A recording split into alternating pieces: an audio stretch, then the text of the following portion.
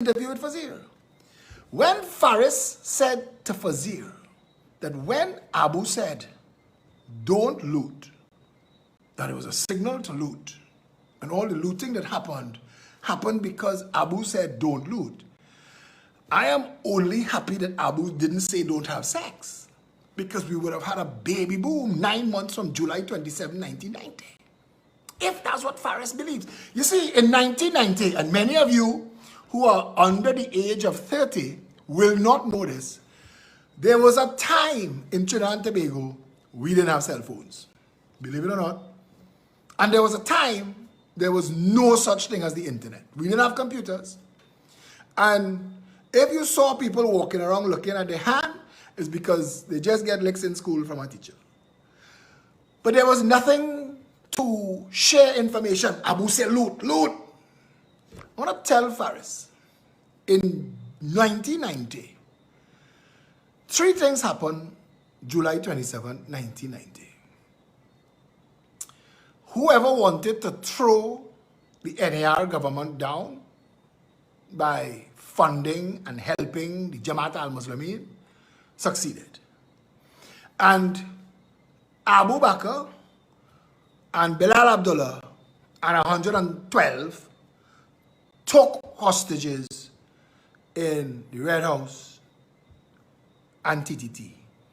But there was a third thing that happened that night for a public that was frustrated, and it was frustrated with the PNM. It was the PNM and Eric Williams, that thief, and friends who stole everything the country had for 30 years, stole and packed away for their family. I've been told children of government ministers for 100,000 years will not run out of money. They stole billions of dollars. Eric Williams was a thief. So by the time everybody get fed up enough to join up with everybody else that became the National Alliance for Reconstruction, by the time that happened, there was nothing. Nothing. And history in our country doesn't write fact well. And it doesn't record that Selby Wilson and Robinson's wife, I think her name was Anne Robinson, saved Trinidad's economy. The two of them, during that global recession, because there was a global recession and all of the savings that we should have had was stolen by Eric Williams and the PNM. So that the people who had lost salaries, they had lost jobs, there was a massive contraction of the economy. Businesses folded up. Little fly-by-night Syrian Anthony Sabga was able to buy a whole group of companies and turn his name into something that sounds like success, like he did it. But all those things, Ford Motors, Charles McEnany, that's not a Syrian name. McEnany is a white name. H.E. Robinson, white people. McEnany, Alstons, Macal, white, quite white people. George F. Huggins, white people. Gordon Grant, white people. His cousin Geddes Grant. And all of those companies that made up the group of companies that was Carib and Guardian newspaper and Carib Glassworks and Trinidad Match Factory and all the car companies and all of it. Sabga was able to organize money and buy. The economy was in such shambles. Ross Drugs went away, Kirpalanis went away, Woolworths went away, Stevens and Johnson's went away. And those were the big brands of the day. They collapsed. There were more Ross Drug stores in this country than there are now Super Farms and Starlight Drugs combined. And they just in one day disappeared, went away. The economy was completely destroyed. And people lost jobs. You could have walked. I remember I used to walk home from school in St. Mary's College, and every other building, the whole of Mokorapo Road, was just empty. Vagrant Capital, Piper Capital. I remember you could have walked in any building. A fellow named Nelson Rodriguez, who had a little supermarket called Mokorapo Supermarket, was able to buy up most of the properties on Mokorapo Road for pennies, for saltfish and smoke herring money. Trinidad had collapsed. It had gone away. West Mall was a set of little parlors and shops, you all remember? You remember? Anything could have opened in West Mall. Anything. And the country was broken. And the people who had lost jobs, homes, the banks had drawers full of house keys. You want a house to buy? Look. Hold this key now. Go and live there. Call me when you have some money. People were just handing the banks back the key to holiday foods, Summit Finance? Sweet International Trust. Was it International Trust? A bunch of them. Banks was tottering. And the people were starving. On July 27, 1990, the public didn't need Abu Bakr or anybody else to give them a queue.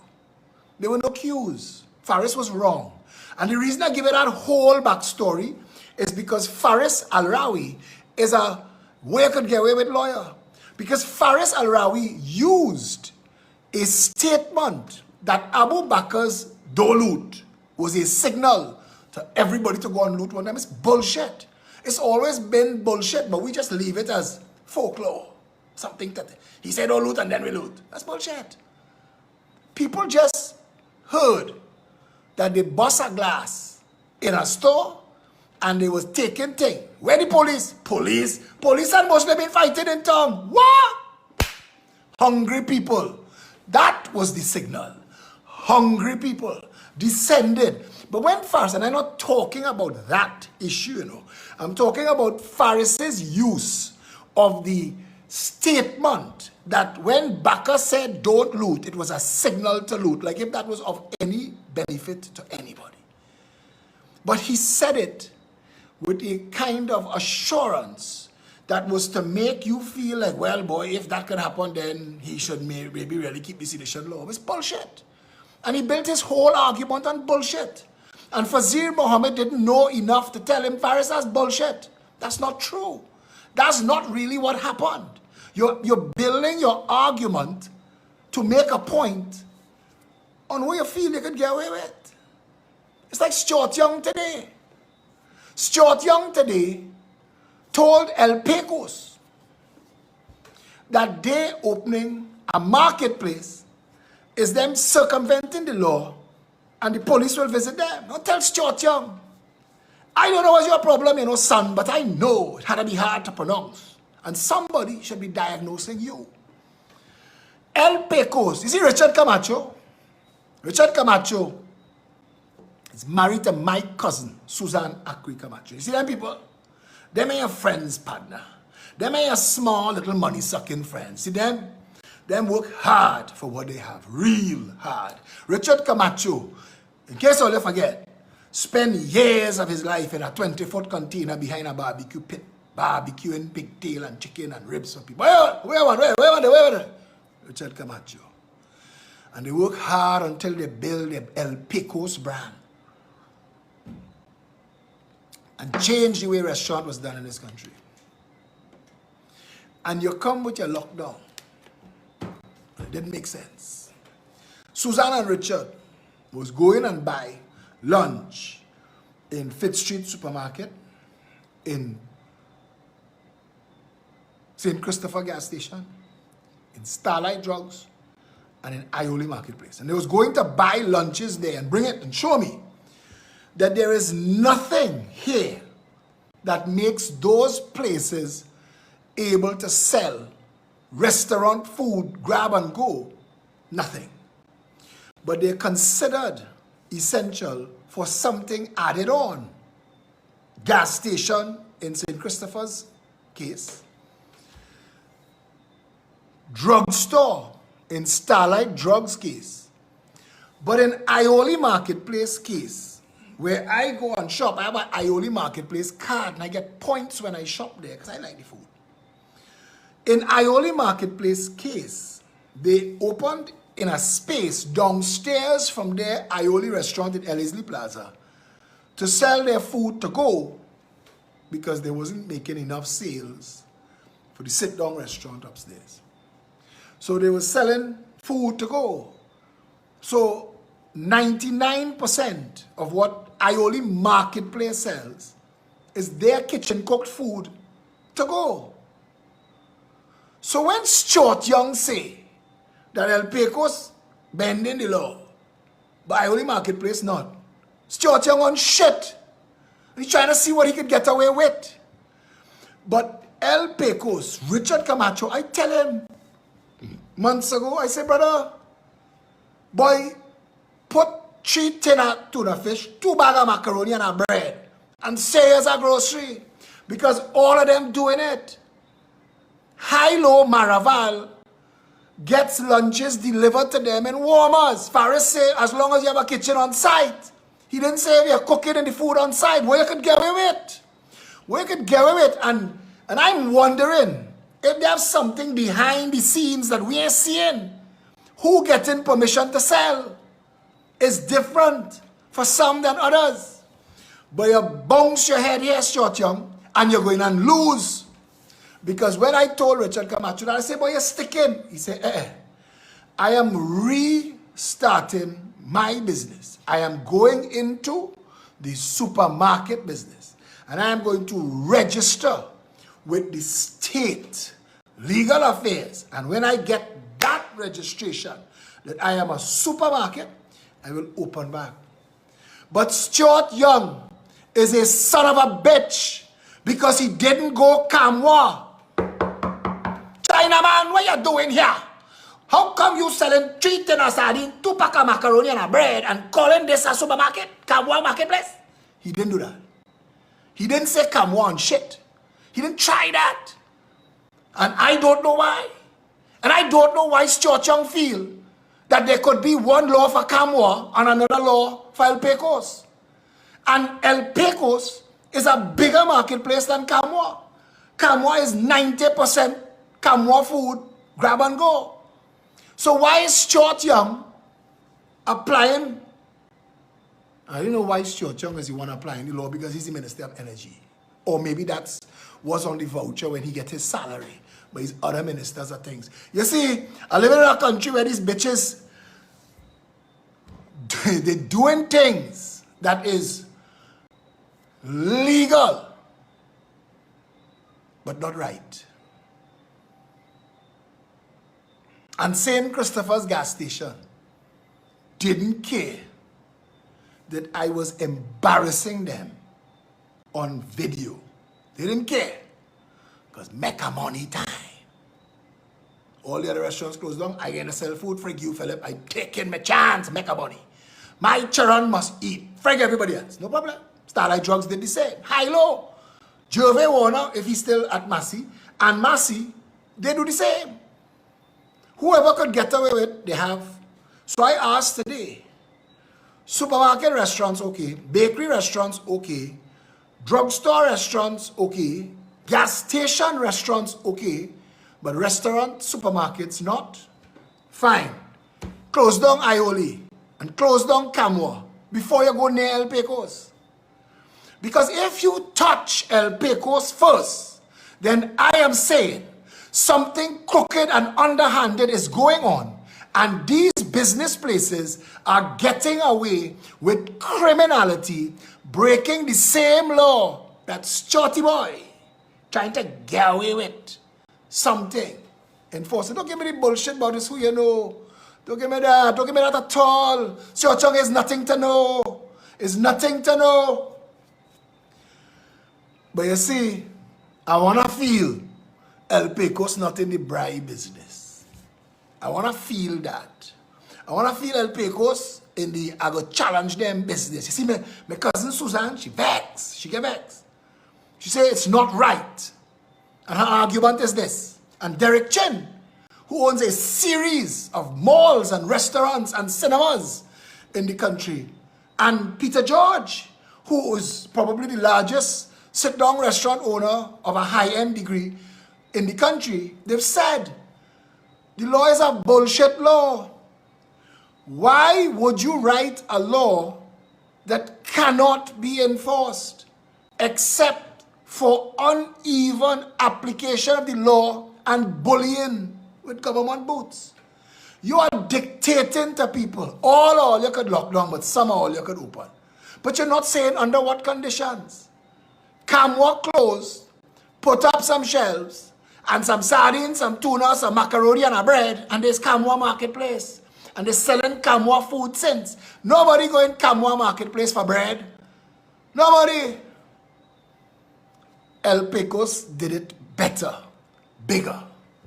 But maybe El Pecos wasn't at the goat rubbing functions. Maybe El Pecos is not part of any secret societies. Maybe El Pecos is not putting money in hands outside and getting people to look away. Maybe. What is stopping every restaurant? And I said the same thing the last time they did this lockdown. The law doesn't make sense. You cannot say that it is okay for 1,000 workers in Holiday Foods packing corn curls and 1,000 workers in Lockjack Sunshine Snacks, Devon Biscuit, Universal Cereal, packing them thing in kitchens to distribute. There's no difference there. And doubles, man. That's worse. That is more people coming in contact with people. There is nothing essential about what Barbara Moutet and Lockjack selling, except Barbara Moutet and Lockjack tight in the P&M. So that bullshit could continue, and Bermuda's and Holiday Foods tight in the P&M. So that bullshit could continue. And again, we have to expose that. Because if ever this country goes to hell, if ever, I want to be able to show the date of the video when I said to the PNM, you are sowing the wind. And in every case, where every tight-ass, tin-pot dictator thought they could effectively sow the wind, they reaped a whirlwind. Darren Dinesh Budan, who always says a UNC, no problem. No problem at all. Near UNC. But he's an intelligent fella. I think that's what makes him a UNC. Stupid people will be PNN. You hear what Darren, somebody write an article in the Express called Bracing Ourselves for the Worst. What are you going to do about that, Rouse? Kitos? What are you going to do? I'm trying to find this freaking thing from Darren Dinesh Budan to read for you. Because them fellas feel bright. What they could get away with, lawyers? What they could get away with? I am on my page. And I have so much bullshit on my own page. No. Once again, I am not on my page. Yes, I am on my page. So, if I could, and I can't, I am going to go, but I know exactly where to find it. I'll tell you something. Everybody, go and register yourself as a supermarket. Register yourself as a drugstore. All you do but that island, all you know. Register yourself, bakery. That one easy. All I do is go in high-low, buy 10 pack of bread. Freddy's Bakery, selling Creole food in Bossier Village with 10 Freddy's bread. They're bright. They're too bright. I don't like that. I don't like that I can't find it. But what Mr. Budan basically said, and if I could get Darren Dinesh Budan, let me see if I could find it on his page. Go straight to him.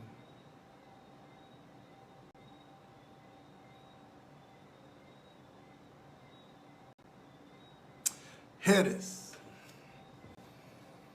This boy, Darren Dinesh Budan, he has a critical mind. I'm not sure if people remember the meltdown of energy company Enron, which used to be one of the most admired companies in the world. But in the 90s, Enron was running on lies. They were cooking the books and doing all sorts of weird things like trading the weather, which they pretended was making money. There is a great documentary that explores the fall of Enron called The Smartest Guys in the Room. In my favorite scene, Enron's executives all gather in a room for a meeting. Their lies have all been exposed. The company is in meltdown. Many of them will be facing jail time. At that moment, Enron's president, Jeffrey Skilling, enters the room to interrupt the meeting with a burning question. What color carpets should he get for the private jet Enron just bought? It's a scene that perfectly captures the surreal dimension divorced from the real world in which the people that ran Enron had been living. They thought they could outsmart reality. I think Trinidad and Tobago is having its own Enron moment. Firstly, Scotia has drastically reduced the amount of foreign exchange businesses can access. This means we are in a full-blown foreign exchange crisis. At the same time, ministers are using this moment to buy million-dollar cars with tax concessions, and I am adding, with no explanation as to where they are getting their foreign exchange from. I guess the government thinks they are smarter than Enron.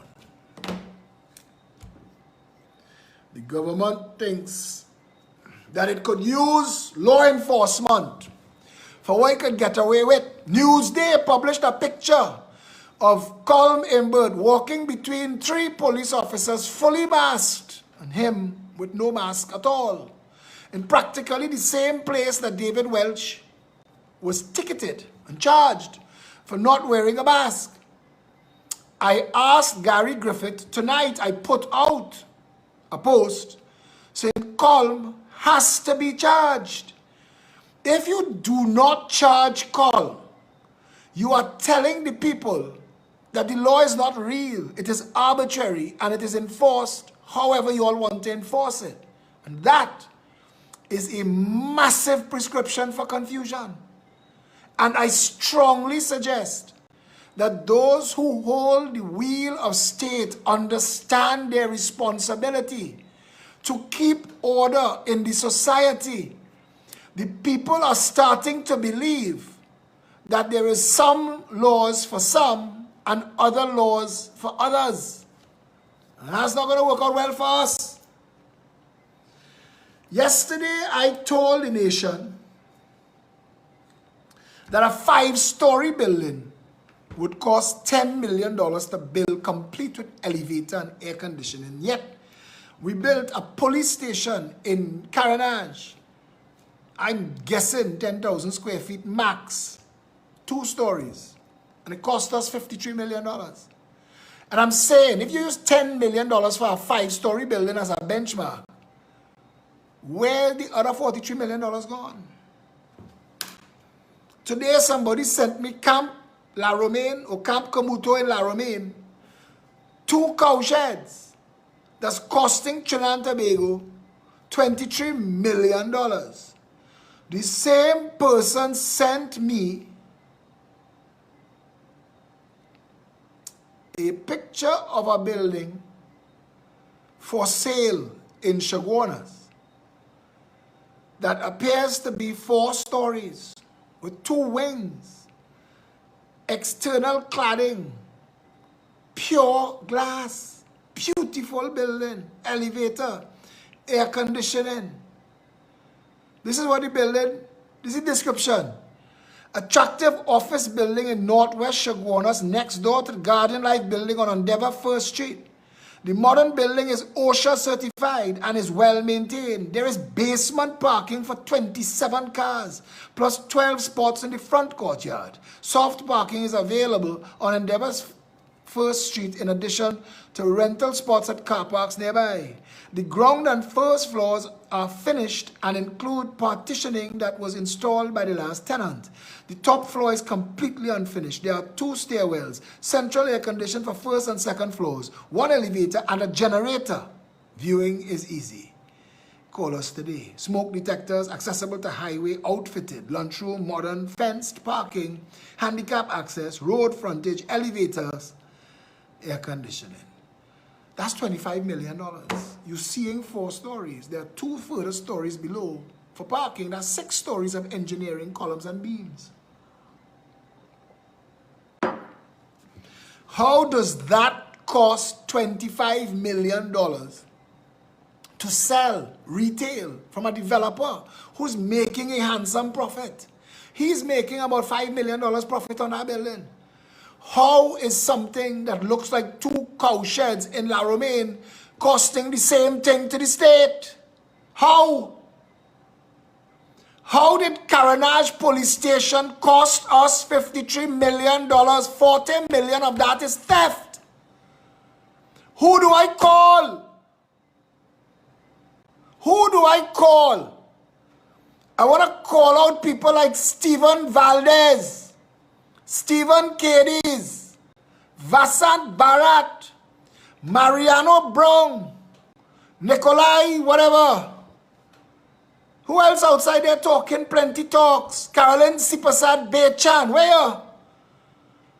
How come a building that's not worth $10 million cost us 53? Faris family rent the state number 3 Alexandra Street. I don't know how much we're paying for it. I know that building couldn't cost $10 million to build. The state spent $20 million to outfit it. Outfit is chair and carpet and desk. How did that happen? We sent a pre-action protocol letter. The company, the state organization, the ministry ignored it. Who do I call? Do I write the President of the Republic? I can't. The President of the Republic replies every single time you write her to explain to you judicially.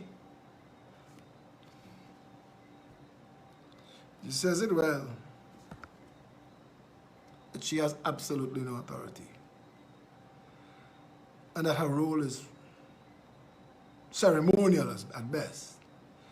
And that the Prime Minister decides when there is to be a state of emergency and when it's to be lifted.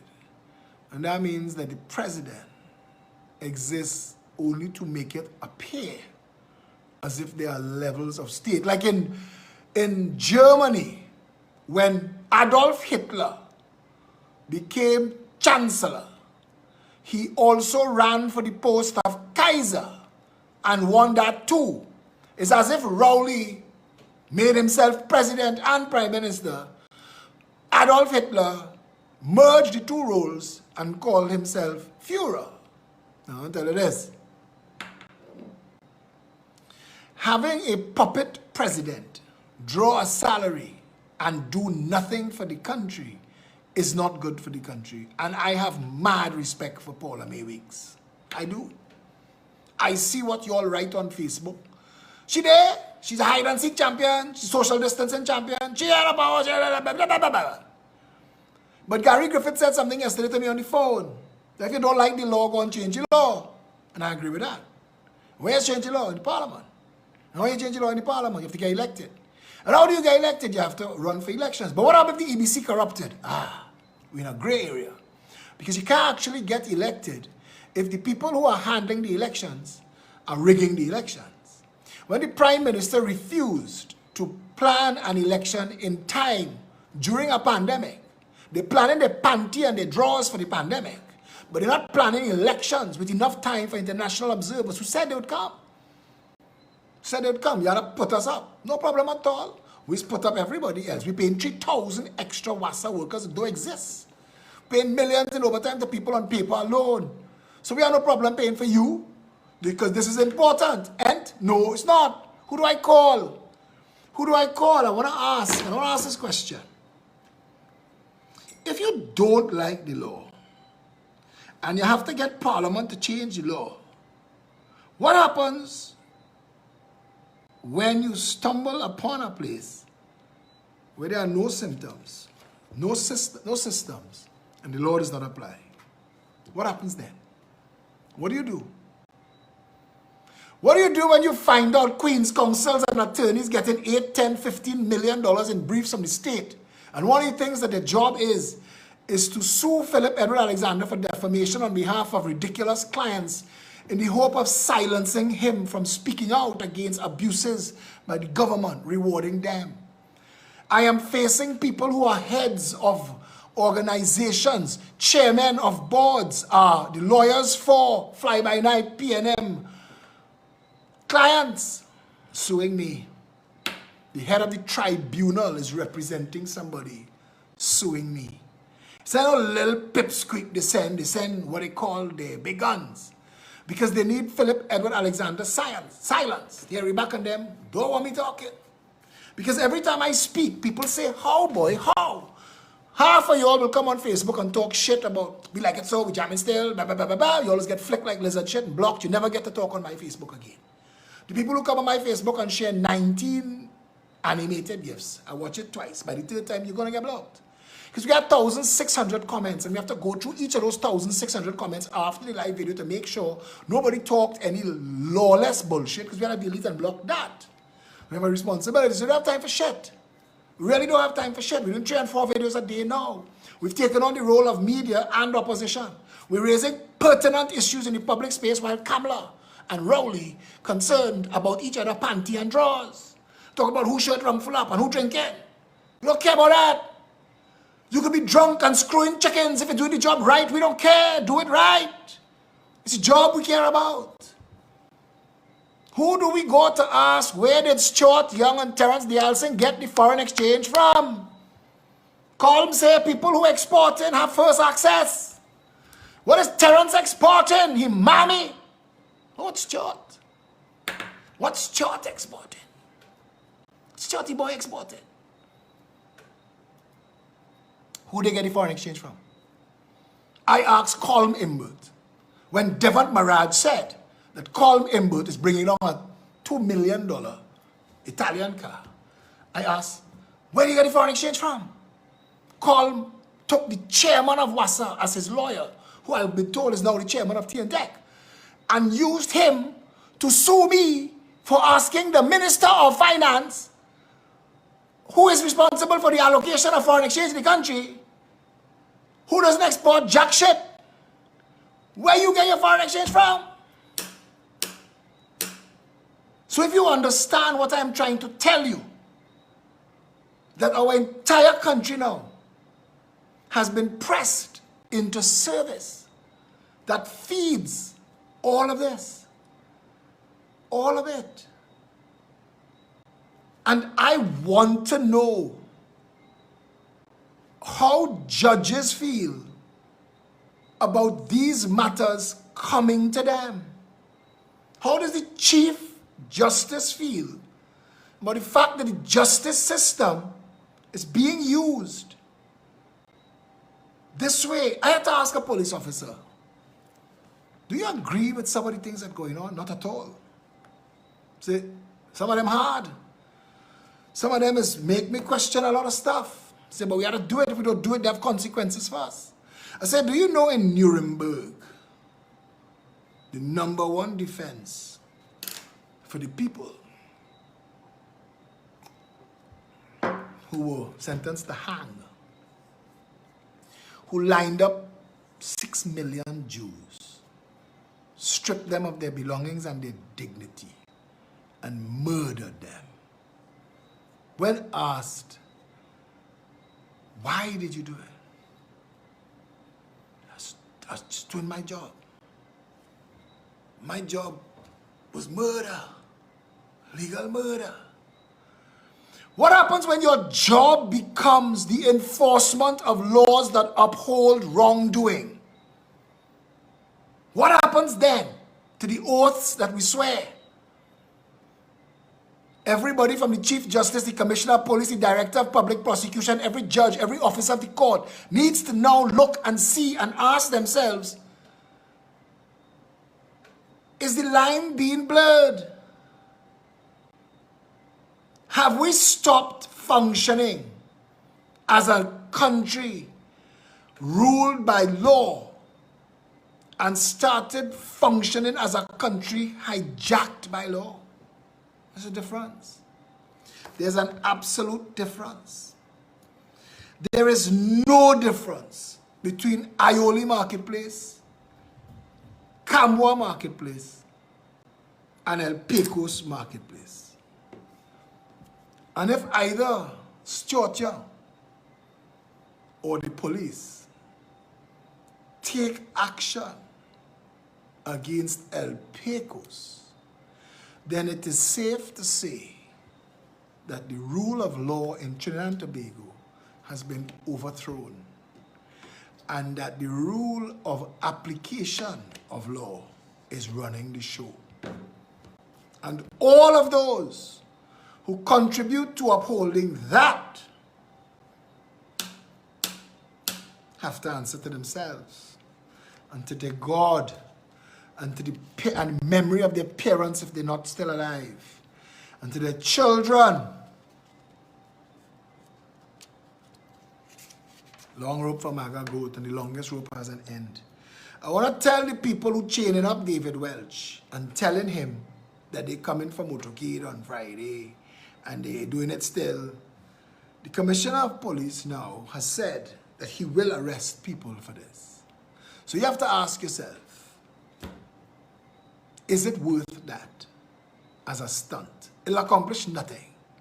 Spoke to David Welch today. He told me lawyers were guiding him and they were advising him. They're waiting on certain things. I told David Welch, put out in no uncertain terms that there is to be no motorcade. You are leading no motorcade and you will be involved in no motorcade. I, Philip Edward Alexander, now that the Commissioner of Police has said that there can be no motorcade, I have to withdraw any support I ever offered or lent to any such motorcade, because if it is not a legal entity, then we will have a problem on Friday. So don't break the law. Don't become what we're talking about. We, the people of Trinidad and Tobago, have to do the right thing right now. Do the right thing. And hope that those in office do the right thing too. Now, I know plenty people fed up. So I want to tell you this. There are a lot of ways that we can act in solidarity and protest without breaking the law. And it'll be very effective.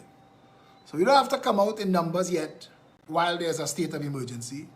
As soon as the state of emergency is over, I'm going to encourage 250,000 people to write the Commissioner of Police and ask for permission to join our walk, our march, our gathering. And we'll get permission. Because it's your right. And it wouldn't be a state of emergency. And that's why I said at every point in time that after the state of emergency, we'll gather then. It's our right. But not now. Because they have a state of emergency.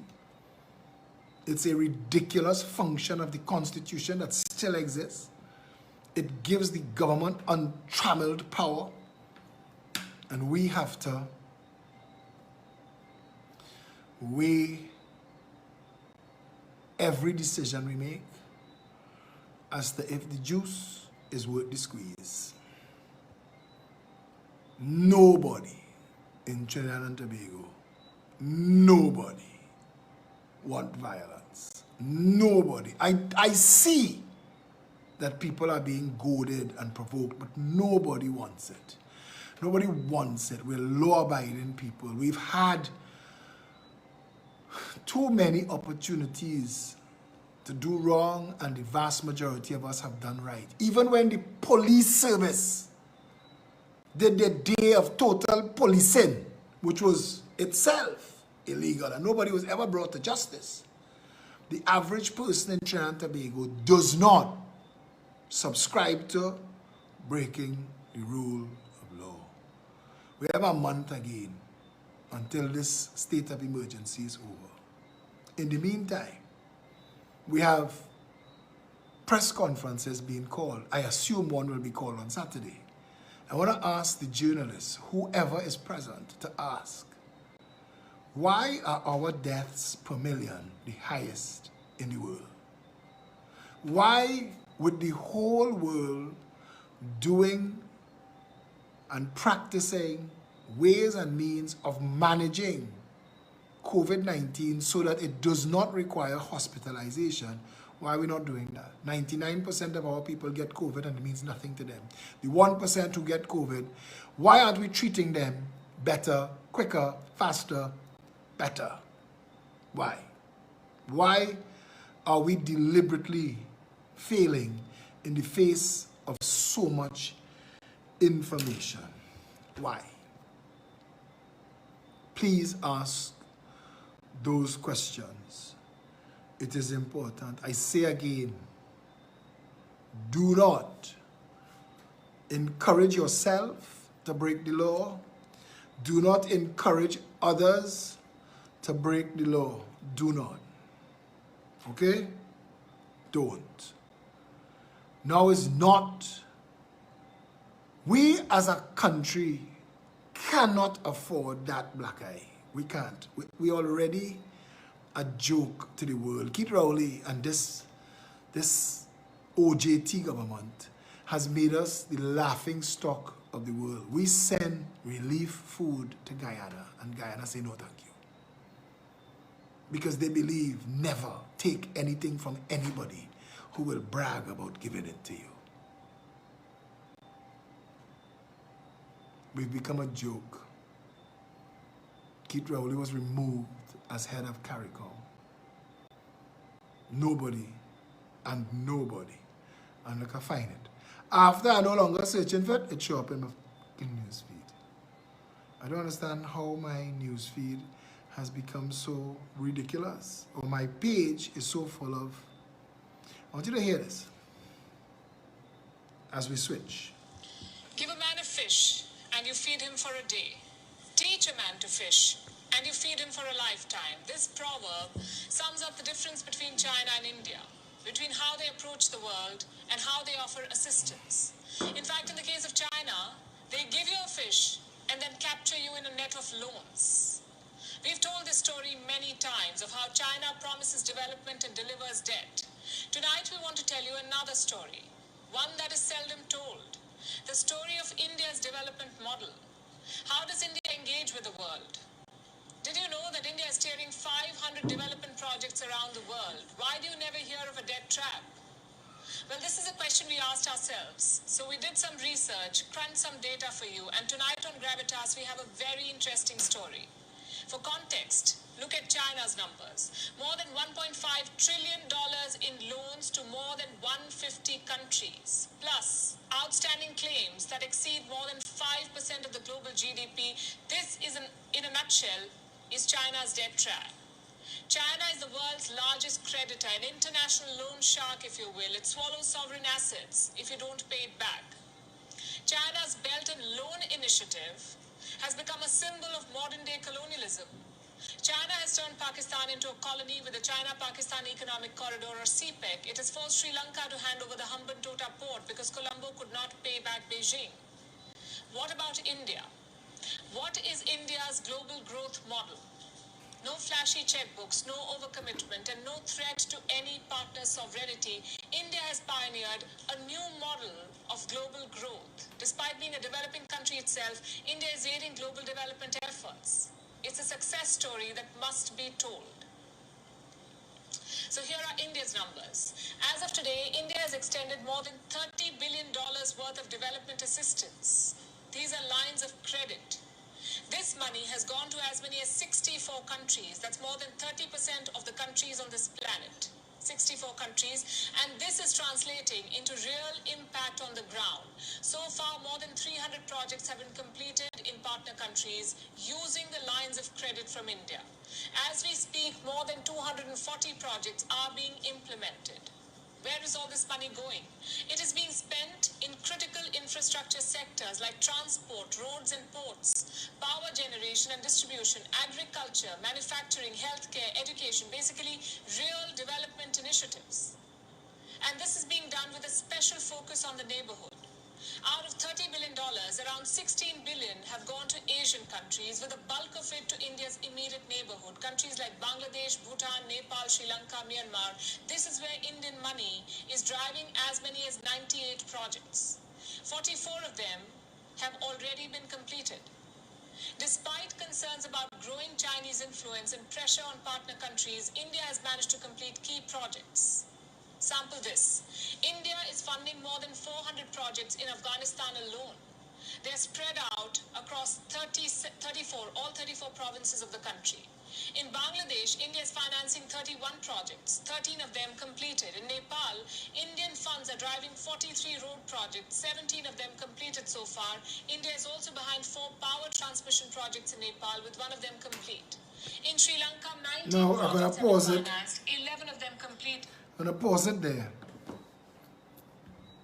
That list that she reads is all essential items that countries need.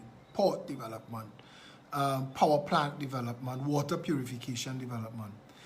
Contrast and compare that to the bullshit China sells us. China is selling us a highway overpass from Victoria Keys to West Mall. So subsidized wives of government friends and financiers could get to West Mall high-low faster. China sold us the bullshit of the Brian Lara Tsunami Academy. China sold us Napa and Sapa that for 100 million years could never return the investment. And we've used precious, precious things to guarantee those loans. Because when Napa was approved for $136 million and it mushroomed to $567 million, when the Brian Lara Tsunami Academy started off as $126 million and ended at $1.2 billion, all of that extra money went somewhere. It's like the $40 million in Caranage police station. So we're locking up people in a police station for mango and corned beef theft, while the station itself is a symbol of theft. The Red House, the Parliament, where the law is supposed to be written to end corruption, where government is supposed to debate ways and means to protect the public purse, that Red House is now a symbol of how to pilfer and loot the country. $500 million. In any other country in the world, somebody like me making the fuss that I am making about that would have provoked an inquiry, because UDCOT that operated that development came under the Prime Minister's direct control, Keith Rowley. And he should want to have been able to clear UDCOT and his name, even though he is the one who told the world that every school child knows there's a thing called UDCOT and it stinks to high heavens. He proved the point. Because instead of having UDCOT demonstrate how that project became $500 million, UDCOT is using state taxpayer money to convince a judge that a state company owned by taxpayers can sue taxpayers for questioning what it did with taxpayers' funds. See how deep this rabbit hole going? The courts are being used to shield wrongdoers from answering for their wrong. So now, what do we do? Who do we call? I sat on the Hall of Justice steps and I said, if you are outside of Trinidad and you are thinking about coming back to Trinidad, don't. And if you are in Trinidad and you can leave, get out. It's going to get bad. It's going to get worse. Dave Locks told me that I shouldn't be saying that. It sounds defeatist. I want to tell Dave Locks, we are at a place now where your choices are limited and your responses, your abilities to respond, like everybody trying to chain up people to go on a motorcade Friday. Doesn't make sense. Because the heavy hand of the state will crush it and damage people and arrest and charge people for breaking the law. So don't do it. So I'm saying to Trinidad and Tobago this. If we've gotten to a place where standing up to defend taxpayers' funds for citizens results in you getting multiples of lawsuits for defamation to silence you, and there is no one else that you can go to and report it that can take action. Nobody. Nobody at all. There is no one in our system of governance. So what do you do? What is your next step? When you are El Pecos and a government minister bullies you with a bullshit reading of a law that is not being applied evenly and across the board. What do you do if you are El Pecos? What? What do you do? If the police shows up in El Pecos tomorrow and Richard Camacho has to decide if to keep his business open, he has to go to jail, would you like to be in that position? Would you like to be in that position? We are at a place now where the people of Trinidad and Tobago have to start thinking if they want a country beyond this. And if they do, uniting is the first step. Because uniting is important. When large numbers of people act, the state will notice. Act like withhold labor. Quit your job, stay home, raise your family, plant tomato. That's what Randolph Barrett said. He said he's not upholding no more criminals through his taxes again. He quit his job. Stay home. Stop spending money. Grow tomato and bygone in your yard. Research Gandhi. Or you like to quote Gandhi and put Gandhi face and all your bullshit. Research Gandhi. Gandhi made his own cotton to make his own clothes, made his own salt to make his own food, because he didn't want cotton from England and he didn't want salt from England. So he dried his own seawater to make his own salt. Trinidadians have let this country get to here. And it was always going to get bad.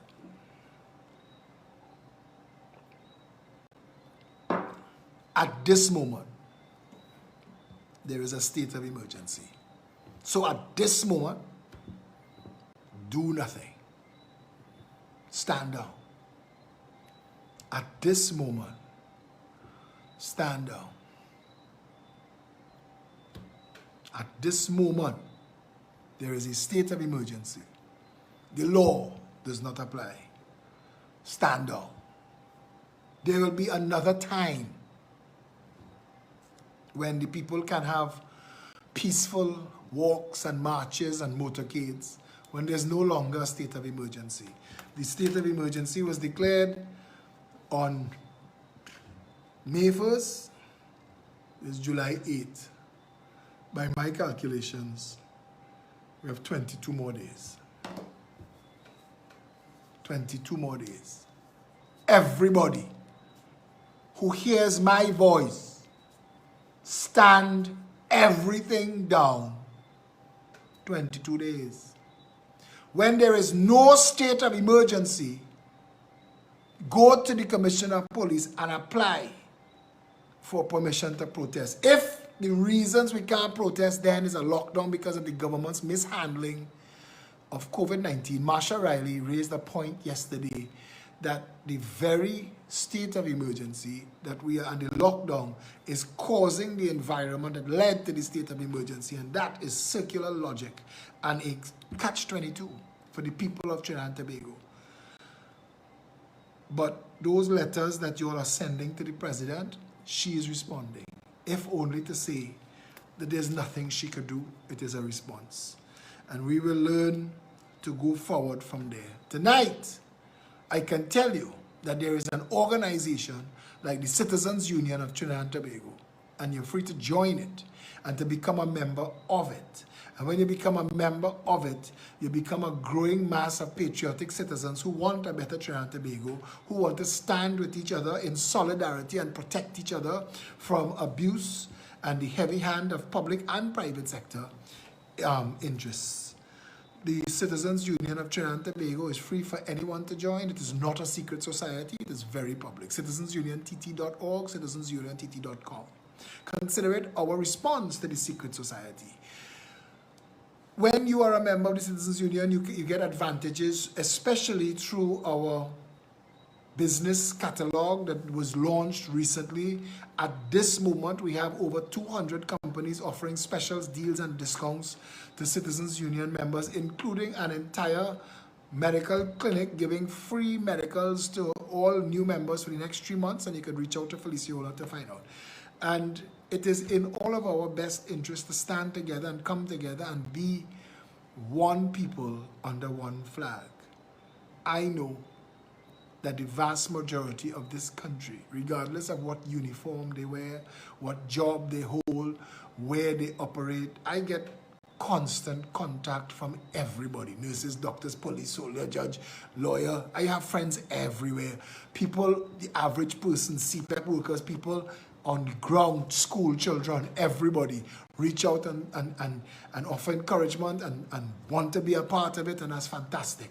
Because what we're building is inside Trinidad and Tobago what Trinidad and Tobago should have always been. All of us for each other, making sure that none of us are left behind. None of us go to bed hungry. None of us getting wet in the rain. That's the mission. That's the vision. That's the start. We get to there, we can turn it all around and fix it. So join citizensuniontt.org, citizensuniontt.com, and if you're a business affiliate and if you're a business organization, you'd like to join our business affiliates program, El Pecos is a member of our business affiliates program. Call Felicia Hola 769-4590. I am saying again, any notion of challenging the state during a state of emergency is foolish, it's foolhardy, it's putting yourself to unnecessary risk, and it will help nothing. Stand that down, stand all of it down. State of emergency ends in 22 days. All our rights are returned. We'll have a conversation about what we do with that then. Until tomorrow.